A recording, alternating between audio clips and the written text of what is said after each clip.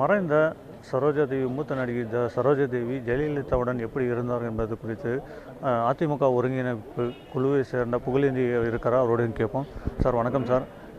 சரோஜாதேவி வந்து இப்போ வந்து 5 மொழியில் வந்து நடித்தாங்க, மிகப்பெரிய ஒரு நடிகை. இது வந்து நீங்கள் எப்படி பார்க்குறீங்க? இவங்க தமிழில் நடிக்கும் போது ஜெயலலிதா கூடலாம் நடிச்சிருக்காங்க, அப்போ எப்படி இணக்கமாக இருந்தாங்க ஜெயலலிதா?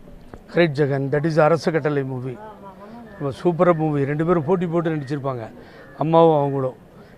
இன்னொன்று சொல்ல மறந்துட்டேன். என்னென்னு கேட்டால், சமீபத்தில் தலைவர் படம் இங்கே போட்டோம் ஒரு தேட்டரில். குமார் இவங்கெல்லாம் நின்றுட்டு பண்ணப்போ இது இல்லை, என்ன படம் இப்போது ரிலீஸ் ஆனது வந்து இது இப்போ கண்ட்ரோலுக்கே கிடைக்கல, பச்சை கிளி முத்துச்சரன்னு சொல்லி அந்த பாட்டு உலகம் சுற்று வாலிபில் வரும்பொழுது ஹோல் தேட்டரே இருந்துச்சு, டான்ஸ் ஆடிச்சு. இங்கே கர்நாடகாவில் அவ்வளோ பெரிய கட் அவுட்டை, கிட்டத்தட்ட ஒரு 200 அடி இருக்கும்.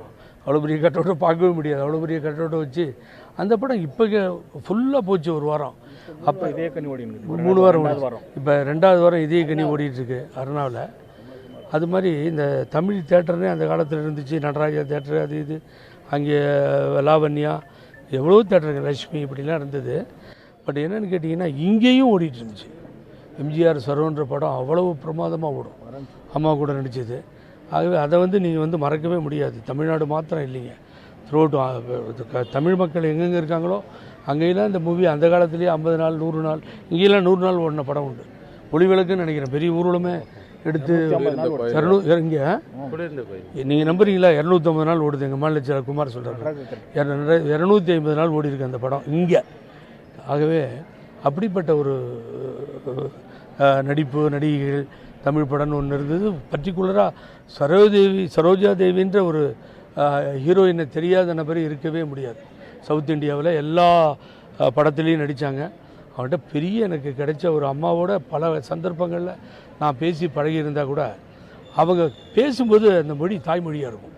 தலையில் ஒரு மீட்டிங்கில் பேசிட்டு அவங்க இறங்கி வந்துட்டாங்க. தெலுங்கும் பேசுகிறாங்க, தமிழும் பேசுகிறாங்க. Because Kannada Telugu belt. அது வந்து வண்டியை நிறுத்திட்டு கூப்பிட்டு விட்றாங்க, புகழேந்தி வர சொல்லுங்கள்.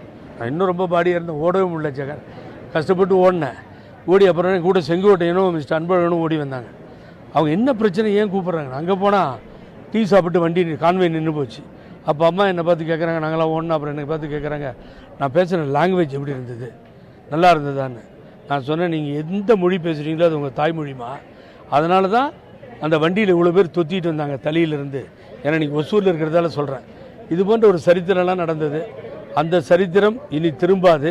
ஆகவே சரோஜாதேவி என்கின்ற ஒரு மாபெரும் நடிகை மாத்திரமல்ல, புரட்சித் தலைவர் எம்ஜிஆர் அம்மா அன்புக்குரியவர். ஆகவே தான் அனைத்து இந்திய அண்ணா திராவிட முன்னேற்ற கழக சார்பில் மாலை அணிவித்து மரியாதை செலுத்தி என்றும் அவர் புகழ் நிலைத்திருக்க வேண்டும். வாழ்க சரோஜாதேவி என்றது. சார், இப்போ ஜெயலலிதாவோட பார்த்தீங்கன்னா அதே போல் எம்ஜிஆரோடலாம் நடிச்சிருந்தாங்க. இந்த அம்மா வந்து அரசியலில் வரணுன்ற ஏதாவது இருந்தாங்களா?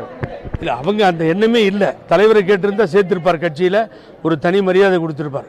அவங்களுக்கு அந்த எண்ணமே இல்லை. அம்மா செய்த சாதனைகள்லாம் பாராட்டியிருக்காங்க, தலைவரோடு இருந்திருக்காங்க, அவர் செய்த சாதனைகளை பாராட்டியிருக்காங்க. She is not interested politics ஒன்றும் இல்லை. அவங்களுக்கு அந்த எண்ணங்கள் இல்லை. எண்ணங்கள் வந்திருந்தால் அவங்க வேறு நிலைமைக்கு போயிருக்கலாம். ஒன்றும் மாற்று கருத்தே இல்லை.